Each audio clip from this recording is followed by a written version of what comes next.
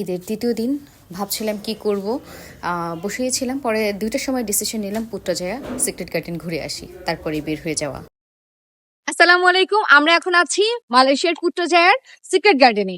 জায়গাটা ভীষণ সুন্দর। আমি প্রথমবার আসলাম, আপনাদেরকে চেষ্টা করব টুকটাক করে কিছু জিনিস দেখানোর জন্য। আর এটা হচ্ছে গিয়ে মূলত মেইন আকর্ষণটা হচ্ছে রাত্রিবেলা, অর্থাৎ যেহেতু পুরো ব্যাপারটা হচ্ছে লাইটিং এর উপরে, তো লাইটিংটা তো রাত্রিবেলায় দেখতে সুন্দর হয়। তো দিনের বেলা আসলে খুব বেশি একটা ভালো নাও লাগতে পারে, কারণ ম্যাক্সিমামই প্রাকৃতিক পরিবেশ মালয়েশিয়াতে অ্যাজ ইউজুয়াল যেটা। বাট মেইন আকর্ষণ হচ্ছে রাত্রিবেলা শুরু হয়, লাইটিংটা মেইনলি। যেহেতু সিক্রেট গার্ডেনটা হচ্ছে পুত্রজায়ার মধ্যে এবং 2-3টা প্লেস একসাথে আছে, আই থিঙ্ক আপনাদের উচিত শুধুমাত্র সিক্রেট গার্ডেনের প্ল্যান না করে 2-3টা জায়গা কভার করার জন্য একসাথে পুত্রজায়ার উদ্দেশ্যে রওনা দেওয়া। আর এটা যেহেতু একটা লাইট শো মেইনলি, তো রাতেই যাবেন। রাতে গেলে পরে বেস্ট ভিউটা পাবেন। আর এখানে কিন্তু ঢুকতে কোনো ধরনের কোনো টাকা বা ফি দিতে হয় না, so it's a free and you can visit. ও, তুমি আসছো? দেখো, এটা হচ্ছে ফ্রন্ট সাইডটা। এত সুন্দর, এবং হচ্ছে গিয়ে একটু ফগের মতো করে সিস্টেম করেছে বলে জায়গাটা আরো বেশি মোহনীয় হয়ে আছে। তুমি একটু দেখো, খেয়াল করে চার সাইডটা কত সুন্দর, একদম ডিফারেন্ট হয়ে আছে।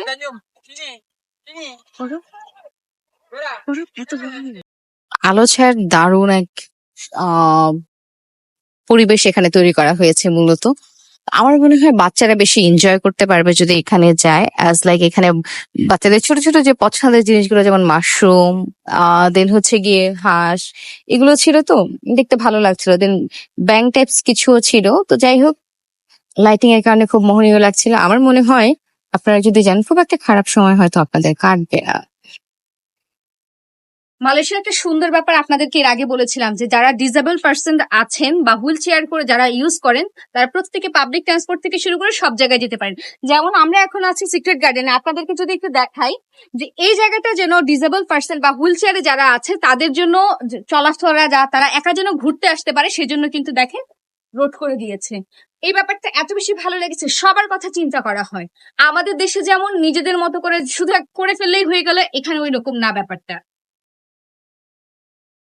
2022 সালের জুলাই মাসে প্রথমে সিক্রেট গার্ডেনটা ওপেন করা হয়। এটা মূলত খোলা থাকে সন্ধ্যা 7টা থেকে রাত 12টা পর্যন্ত। তো আপনারা হচ্ছে বিকালের দিকে চলে গেলে বেশ কয়েকটা দর্শনীয় স্থান যেহেতু পুত্রজায়াতে আছে, এবং পুত্রজায়া পুরোটাই প্রশাসনিক স্থান, এই দেশের সরকারি সমস্ত ভবনগুলো এখানে আছে। তো আপনারা সেগুলো দেখে ফেলতে পারবেন, পাশাপাশি সন্ধ্যার দিকে এখানে চলে যেতে পারবেন। এবং এটার জন্য কোনো প্রবেশ ফি নেই, অর্থাৎ ফ্রি। আপনারা যারা মালয়েশিয়াতে ঘুরতে আসার প্ল্যান করছেন, তারা চাইলে পুত্রজায়াকে একদিনের জন্য